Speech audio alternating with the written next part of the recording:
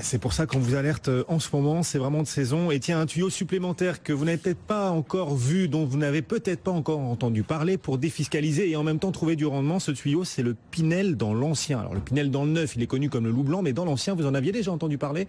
Sans doute pas. On va en parler, on va vous expliquer tout de suite l'intérêt de ce Pinel dans l'ancien avec Mireille Wimbert qui vient de nous rejoindre. Bonjour Mireille. Bonjour Guillaume. Mireille Wimbert, spécialiste de ces questions patrimoniales. Le Pinel dans le neuf permet de défiscaliser, mais dans l'ancien aussi et même encore plus.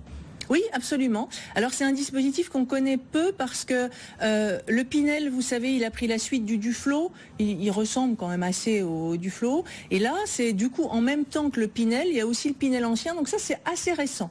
Donc là, il a fallu le temps, si vous voulez, pour les gens qui construisent des logements, d'intégrer la loi, toutes ces contraintes, parce qu'il y a vraiment tout un tas de contraintes pour les opérateurs. Donc le temps qu'il intègre, maintenant, on commence à avoir des offres. Quel est l'intérêt de se lancer dans un Pinel dans l'ancien plutôt que dans le neuf? Alors l'intérêt, il y a deux choses. Il y a des gens qui aiment l'ancien pour des raisons qui leur sont personnelles. On préfère acheter dans l'ancien. Pourquoi? Parce que souvent c'est en centre-ville. Ça peut être en secteur sauvegardé. Avec le Pinel, en fait, dans l'ancien, il faut rénover. Ça veut dire qu'on a l'ancien, le charme de l'ancien, plus tous les avantages du neuf, puisqu'on rénove. Il y a des contraintes, on peut pas faire ce qu'on veut, il y a des contraintes énergétiques, etc. Donc votre logement, une fois qu'il est fini, il est aux normes, mais il a du cachet, il est en centre-ville. Ça, c'est le premier intérêt, si vous aimez l'ancien. Le second intérêt, il est fiscal, puisque avec ce dispositif-là, vous bénéficiez non seulement de la réduction d'impôt Pinel, comme si vous achetiez dans le neuf de la même manière, donc les 12% du montant investi, ou 18 ou 21% selon la durée.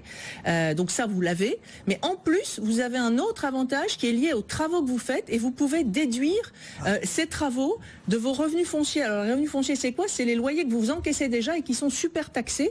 Donc ceux-là, vous pouvez les effacer avec les travaux que vous faites. Et si vous ne faites pas de travaux, il y a des gens qui n'ont pas de déficit foncier à déclarer, qui n'ont pas de loyer à déclarer. Eh bien, vous pouvez, avec ces travaux, les déduire de votre revenu global. On parlait de déduction là avec Monsieur Fernandez, jusqu'à 10 700 €. Donc, c'est un double avantage fiscal. C'est open bar sur la défiscalisation. Là, vous bénéficiez de la défiscalisation du Pinel neuf, avec en plus du déficit foncier. Oui.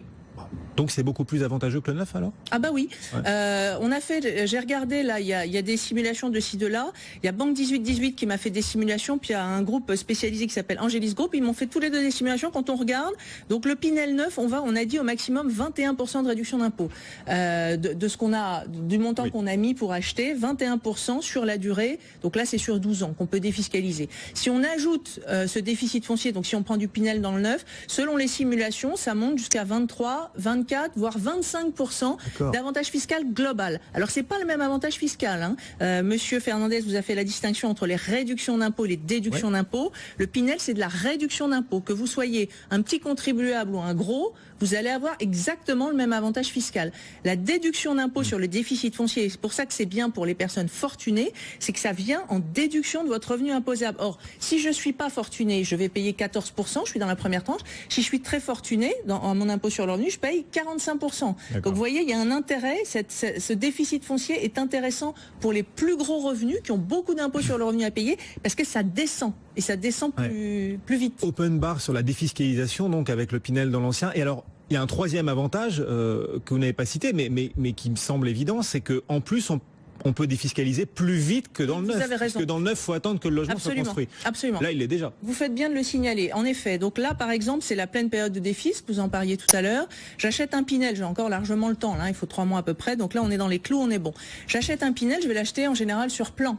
Donc il va m'être livré en 2017. Et s'il est livré en 2017, j'aurai ma réduction d'impôt en 2018. D'accord? Donc ça veut dire que j'achète aujourd'hui, mais l'année prochaine, j'ai rien. J'attends. Avec ce dispositif-là, les travaux ils commencent tout de suite. Donc, souvent quand on investit en VFA, il faut aussi se dire qu'on ne met pas tout au moment où on signe dans la bulle de réservation. C'est vrai. Mais n'empêche qu'on n'a pas l'avantage fiscal. On n'a pas l'avantage fiscal tout de suite. Là, ce qui est intéressant, c'est comme les travaux démarrent tout de suite, eh bien, vous pouvez déjà les deux. Imaginons que ce soit comme ça livré dans un an. Eh bien, la première année, le temps que ce soit livré, vous aurez au moins le bénéfice de cette déduction d'impôt au titre des travaux.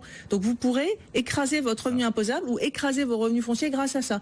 Donc, ça multiplie finalement les avantages et si vous faites les travaux rapidement, si vous êtes bricoleur même, c'est encore mieux. Ah non, il ne faut pas le faire tout seul, ça. Ah non, il faut faire appel à des professionnels. C'est un dispositif qui est pétri de contraintes. Il y en a partout. Sur les biens que vous achetez, il faut que ce soit des biens totalement indécents. Donc il y a une liste de conditions d'indécence. C'est pas un coup de blanc, quoi. Non, c'est pas un coup de blanc de peinture. Ah, j'ai trouvé un logement, hop, je vais le faire vite fait, bien fait, en Pinel. C'est pas possible. Il y a des contraintes très précises. Et puis, même fiscalement, si vous voulez, il y a certains travaux qui vont à la réduction Pinel, d'autres qui vont au déficit foncier. Si vous vous gourrez, c'est tout qui est requalifié. Donc, il y a des délais. On ne peut faire ce genre de truc, le Pinel dans l'ancien, qu'avec des professionnels. Donc ça, c'est des opérateurs qui sont spécialisés, qui ne font que de l'ancien. Parce que pour faire ça, il faut quand même travailler avec certains ouvriers spécialisés, etc. Justement, il y a beaucoup de programmes sur le marché là pour se lancer dans le Pinel ancien. Non, c'est un marché très étroit. Embryonnaire encore. En ce moment, il y a une quinzaine de programmes, pas davantage. Et souvent, ce sont des petits, vous savez, dans le neuf, on peut construire des tours. On peut construire avec une multitude de logements. Dans l'ancien, souvent, on achète en centre-ville. Ce sont des endroits plus petits. On a au maximum 10, 20, 30 logements, pas davantage.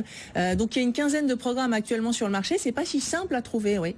Pas si simple à trouver, mais quand vous trouvez, là, c'est le gros lot. Donc, on le disait, double défiscalisation avec l'avantage du Pinel et du déficit foncier. Vous pouvez les cumuler. Vous défiscalisez tout de suite, alors qu'avec le Pinel dans le neuf, il faut attendre que le logement soit construit. Et puis, il y a un autre avantage, dernier avantage, c'est comme on est dans l'ancien, on revend peut-être avec une plus-value après les travaux. Alors que quand on se lance dans le Pinel neuf, on achète au prix du neuf et on revend au prix de l'ancien. Alors là, il faut quand même vérifier. On revend avec une plus-value peut-être. Ça dépend du marché au moment où on revend. Fait les travaux, mais pour être sûr, on n'est jamais sûr, mais pour avoir un commencement de début de certitude de vendre avec une plus-value, il faut déjà pas, au moment où on achète, acheter trop cher.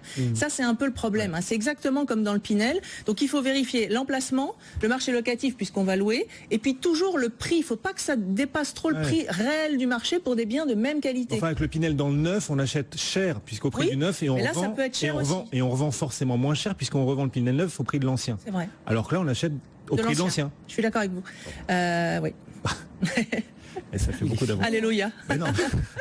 Mireille, vous revenez tout à l'heure ou pas? Oui. Bon, génial. Pour répondre aux questions de nos auditeurs, nos téléspectateurs, toutes vos questions sur vos placements, sur votre patrimoine, Mireille y répondra. Envoyez-nous vos questions sur notre site bfmbusiness.com. À tout à l'heure, 11h40, Mireille. Merci. Et en attendant, le marché parisien a basculé sous son niveau d'équilibre. On perd 0,02%, 4406 points pour l'indice CAC. On va tout de suite aller regarder justement ce qui se passe sur les tables de marché.